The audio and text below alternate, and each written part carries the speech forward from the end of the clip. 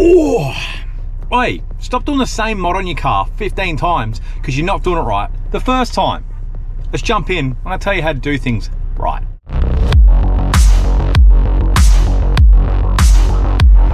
All right, so this isn't me telling you what to do to your cars. You do whatever you want to your cars. Like, they're your cars. You can put TE37s on, you can put Ganadors on, you can put underglow in. Whatever you want to do it. Like, I support it. I might not do it to mine, or I might do it to mine, but what I'm saying is, do it right the first time. Do it once, do it right, okay? So look, I've built a lot of cars in my time. I'm an old boy, I'm like 35 now. So I've done a lot of cars, and I've done a lot of mods, and I've done a lot of mods the wrong way back in the day. A big influence, there've been two big influences on me really stepping up my game in modifying cars. One is Mickey Andrade from Throttle. I watch that YouTube channel all the time, and those guys are great, and he is really meticulous to the finest little detail, to the point that watching him made me go and rebuild the Supra, essentially. Like, I went over the whole thing and just, you know, dotted the I's, crossed the T's kind of thing. Really made it like perfect. I'm still doing a couple little things like that on the car, but it made me kind of have a different view on the cars. Instead of doing 15 mods, I'd rather do 5 and do them really well. Another person that has really kind of made me pull my head in is my mate Kel, who is heavily involved in the BMW build. He is even more meticulous than Mickey. He's very specific on how to do things. He's all about doing it right and doing it once, and which is great. I mean, even registering the E46, there's some things you are allowed to do and not allowed to do, obviously, with modifications with a car, especially when you're doing engine swaps. So I spend a lot of time talking to the guy that's actually going to be doing the roadworthy, making sure he's going to be happy with what we do. I would like to do some things like rear subframe reinforcement, front subframe reinforcement, things like that.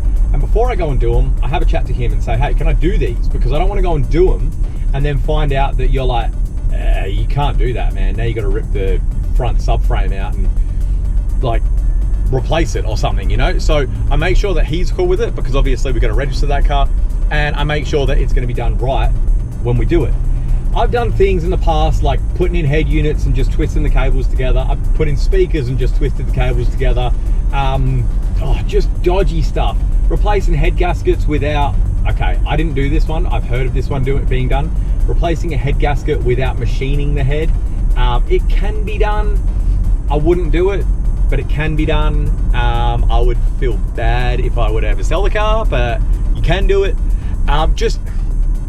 You're gonna be having a bad time if you do stuff like that, because what you're gonna do, you're gonna throw the head gasket in, you're gonna bolt it all up, all sweet, you're gonna spend 3 days doing it, and for the extra day that you could have sent the block and the head off to go and get machined, you're now gonna probably blow another head gasket because it's gonna be warped, it's gonna have a weak point, it's gonna blow out again, and you're gonna have to do it again, right? Or putting in a cheap head gasket. Don't do stuff like that. Do it right when you do it. Like, you're gonna have a headache when it comes and it fails on you. The oil pan on the 1J, I was just gonna hit it with a hammer in the corners, because the corners were a little bit too close to the subframe that I didn't like. I spoke to Kel about it, and he was like, don't do that. I'll cut it and weld it. Don't do that. Let's do it properly. And I'm glad he said that, because as much as it, you know, you can do it, it will work, something like that probably will, you are running a risk of, you know, as you hit it, it's gonna obviously pull the metal in, it's gonna pull it in from somewhere else. It could pull in from the flange face, and all of a sudden your flange face isn't flat, and then it's not sealing, and then you've got oil pan issues. Now, don't get me wrong, at the same time, it could work, and you could have no issues, and you could have saved a lot of time that I wasted. But I'll know in the back of my mind that that one's done properly, you know? I won't wake up in the middle of the night being like, ooh, did I tighten that bolt? And I know all of you have done that. You've all woken up in the middle of the night and gone, oh, did I do that? Did I not do that? And then you'll stay awake for an hour wondering if you did it. So I won't be staying awake at night wondering if my oil pan is going to leak, and if it does, it's obviously because I didn't seal it right, you know what I mean? Use the right materials, use the right things. And I'm not here saying, oh, you've got to spend all the money You know, like, you don't have to go and spend millions of dollars on your build. I'm not saying that. I'm just saying whatever you do it right. Don't go and stick decals on your car or your windows or whatever you're doing when it's dirty. Clean it first, because otherwise you're gonna have grime under there and you're gonna see that forever. Don't go and paint things without, you know, sanding it back, waxing grease remover, prepping it properly, making sure that you're not rushing between coats. Man, when I painted something recently, which you guys will all see, for the BMW, it was torture for me to not go and paint earlier than I should have. I had to wait 20 minutes between coats, and I'm so glad I did, because when you guys see the result on this thing that I painted, oh my God, it looks incredible.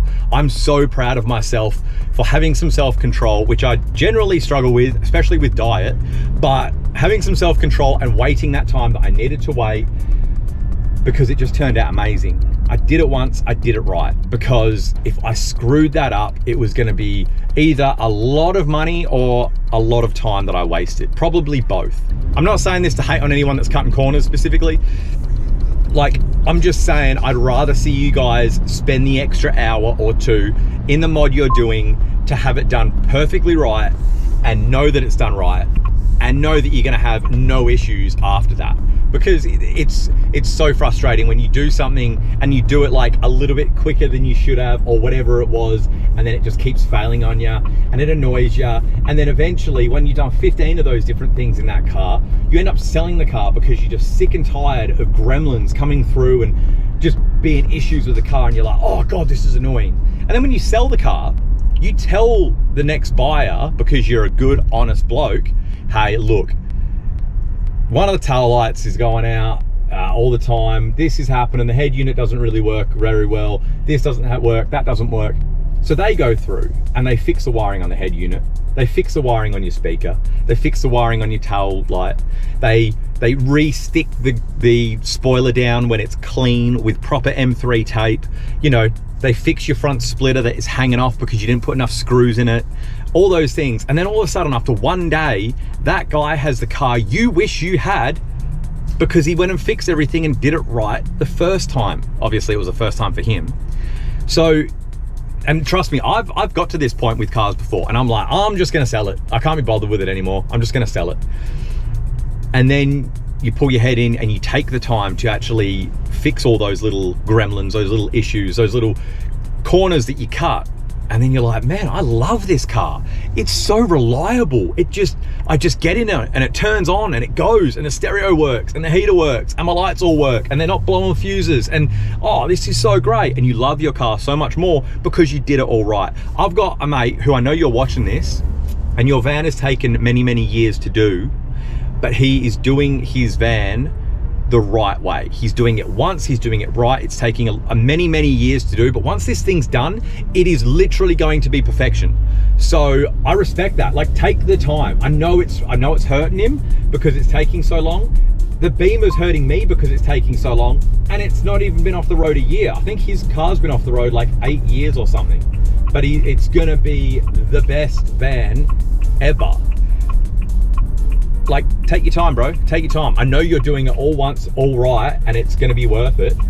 And then when you're driving it, you're not going to be dealing with gremlins like a lot of people are. Like my XR6 was. Like my S13 that I had. Oh, I feel for the next guy. I did the best I could, honestly, but I guarantee it had a lot of issues. I just had to get rid of it. I got it running, and then as soon as I sold it, I bought the 2J, because back then you could get a 2J for $2.5 grand.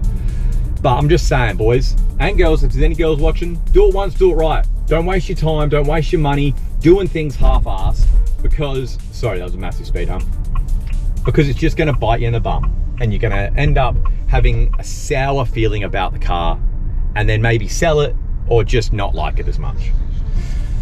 Thank you for coming along on this little rant, educational, I don't know, this little chat. I've just pulled up to the gym. I'm gonna try and do this once and do it right, but this is one thing that I probably won't. But thank you for coming along. I appreciate you. Please like, please sub. Please go and have a look through the channel, see if there's anything you like, because I've got a Supra, I've got an E46, we're building better than an M3, I've got a Crown, we've got a whole bunch of different stuff. And I hope you guys have stayed to this point in the video, because now you get to find out something really cool that I'm gonna be doing in the future. Now, when the BMW is done, which hopefully is gonna be in the next few months, and it's registered and I'm driving it, the next builds on the channel are going to be essentially for you guys. I'm not keeping these next few builds. I might do 5, I might do 10, I'm not sure, but it's going to be down the same path as what I did with the E46. I'm gonna get what looks like a car with good bones from the auctions. I'm gonna fix it up. I'm gonna fix any issues with it. I'm gonna do some tasteful mods to it. I might get some input from you guys on the mods that I'm doing. And you can get things like, this is called an instant offer from car sales, all right? So I know that I'm gonna be able to sell the car to a dealer for whatever the price is. But when I get that price, I'm just gonna let you guys know what it is, and you guys can buy it for the price that the dealership is going to buy it and then go and make a profit on. So you guys will get it cheaper. You guys will see me fixing everything, so you know the car's good, you know it's got no leaks, know it's got no issues, and it's had some tasteful mods. I'm not gonna do anything outlandish on these, purely because, you know, I don't want to make a headache for you guys. I might lower it a bit. I might put some nice wheels on. I might upgrade brakes. I might upgrade suspension. Whatever it is that you can still get a roadworthy with, but he's making the car better for you and a little bit more fun for you. So that's gonna be really interesting, see how that goes, but I'm really excited for that. So thank you for sticking around to this point in the video. If you have, I appreciate you. There's a Patreon if you appreciate me. If you wanna like, if you wanna comment, if you wanna sub, that really helps me. If you wanna share my videos, that helps me incredibly. But whatever it is, I just appreciate you being here. So thank you, and I'll see you all in the next one. See you guys.